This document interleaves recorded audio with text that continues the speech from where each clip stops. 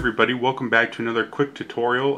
This episode is going to be kind of the basics and overview if you're new to using a DSLR. This is an entry-level DSLR, I would put it. It's a Canon 60D. It came out a while ago.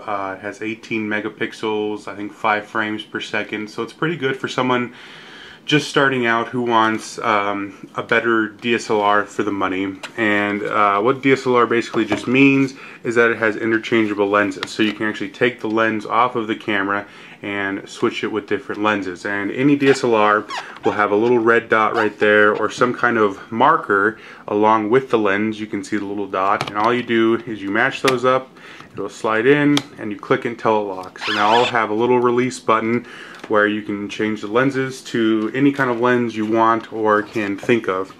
And so starting with any camera is turning it on. Of course, really simple and easy. And when you first get your camera, it'll probably be on full auto mode. And full auto mode, if you're just starting out to a DSLR, I would recommend using it. This is where the camera is just going to take a picture for you. So all you do is you point it to whatever you want to photograph, you make sure it's in focus, click the button, and it will decide the shutter speed, the aperture, the ISO, all that kind of good stuff for you. So right now, if I were to take a picture, the flash pops up, as you can see, because it doesn't think there's enough light. If I take a picture, it's just going to take a picture of the little living room set in front of me. And so it did everything for me. It chose the shutter speed, aperture, all that kind of stuff. So I would recommend starting out in full auto until you learn more about exposures, using shutter speeds and apertures, and how to properly use them. And so as you can see on the top here, it has some different modes. Let's see if I can get this in focus. So the little green square, and on most DSLRs it'll be a little square like that, will be full auto, which means, as I said again, the camera does everything for you. If you turn it to P, what P is program mode. And in a sense, it's the exact same as full auto, except you can change things. So right now it's set to ISO 100. If I push the shutter halfway down, it's saying that that picture should be f1.2 at about 1/6 of a second in there. Now I can take that picture and it'll expose and do all that kind of good stuff. However, you can change the shutter speed and aperture if you want to, but if you're unsure of the aperture or all that kind of good stuff, it can assist you and it'll help you out. So if I want to shoot, say, at 10 seconds, you know, it'll help you along. So, you know, you can use this for if you're trying to learn shutter speed and exposure, but I would recommend just using full auto until you learn more about it. The next one is, I don't know if you can see that, is TV. And what TV is on Canon is shutter priority. So what that means is, as you can see, it says 1/25 of a second, but there's no aperture. So what that means is I can choose whatever I want the shutter speed to be. So say I'm outside photographing sports, and I know that I have to be at least 1/500th of a second to capture that motion. So when I click the shutter halfway down, it automatically chooses what the aperture should be to properly expose for the picture. Now, of course, because I'm inside, 1/500th of a second, I'm going to have a black picture. Now, let's say I go all the way down to 15 seconds for a picture, and I press the shutter halfway in, it's going to choose, it looks like f13 to f16 to be properly exposed. And you can also change the ISO in case, you know, you need that faster shutter speed, etc. So this gives you a little more control over the camera. However, you get to choose what the shutter speed will be no matter what, and then the camera will fill in the rest for you as far as aperture, ISO, all that kind of good stuff. And of course, the next one is AV on top of the camera, which, of course, aperture priority, which is where you get to choose what the aperture is. So if I set it to f8, click halfway down, it's going to say that picture needs to be 10 seconds. If I choose f1.2 and I click it, it's saying it'll be about 125th of a second. And so same thing as shutter priority, except you get to lock in exactly what you want the aperture to be, and it won't change.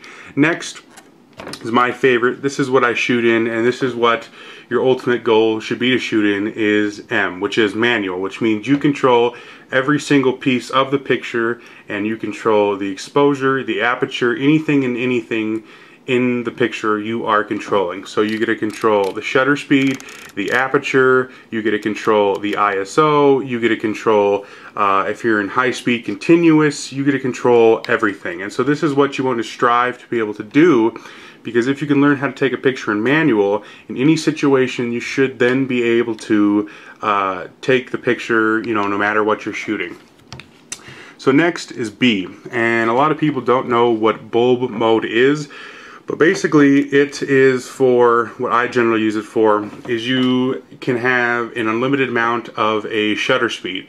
So this is how you can go past 30 seconds. So a lot of people use this for time-lapse or star trail photography, if you've ever seen pictures like that. And if you haven't, I would suggest Googling them because they're pretty cool. It's where it continues, it's almost like video mode, where it continues to capture one solid picture, but then it, you know, compiles it all into one single picture, so you get movement and all that kind of good stuff. So you can choose the aperture, you click and hold the shutter down for however long, and once you release, then that's when the picture will go. Next is P on this, because on top of the camera it's actually C, which stands for custom function, and right now that's just set to program, and you can go and you can change different things about it, but I never use custom function, but you can set it up to be aperture priority if you want to just real quick set to custom function. Next, I never use these, but I know some people like them. So after full auto, you'll get you know, different things where it'll be full auto, but it won't use the flash, as you can see on the top right there. Next after that is CA, which, you know, I don't use it. Portrait mode, landscape, close-up, sports, all that kind of good stuff. I don't particularly use any of these, but once again, it'll just choose all the settings for you. So for example, on sports, you can see it set it to high speed continuous, so it's going to take more than one frame quickly. So if I can focus on something, I don't know if you heard that, it'll go click click click click, you know, and take more than one frame per second. Same thing, night portrait, all that kind of good stuff. And last, of course, is video, where you're in live view. You can choose the aperture, the shutter speed, and then usually it's the live view button or a button with a little red. Sometimes it's the shutter speed, and when you click it, it'll start recording, and as you can see right there, it is currently recording. So that's video, and it's the little camera on top of the screen, if I can get that in focus. And so those are pretty much all the general settings for a DSLR and kind of what they do. You know, if you are interested in using, say, portrait mode, go for it. It's you know, it's just going to choose all the settings for you. You can go in and you can change them if you wish, but I would recommend, you know, if you're new to a DSLR, just starting out on full auto, so you know you don't miss a picture trying to figure out what all the buttons and controls are, and then ultimately strive to shoot in manual, where you control exactly what the picture is going to be and what it looks like, the exposure, all that kind of good stuff. So I hope this helped as far as just what the little settings on top of the dial mean. In my next video, I will show what some of the other buttons on the camera do when you're shooting, and you know how you can use them to be quick in setting the settings for your camera to get that picture to be spot on when you want it to be. So I hope you enjoyed. Please leave a comment if you have any questions, and stay tuned for the next video. Thanks.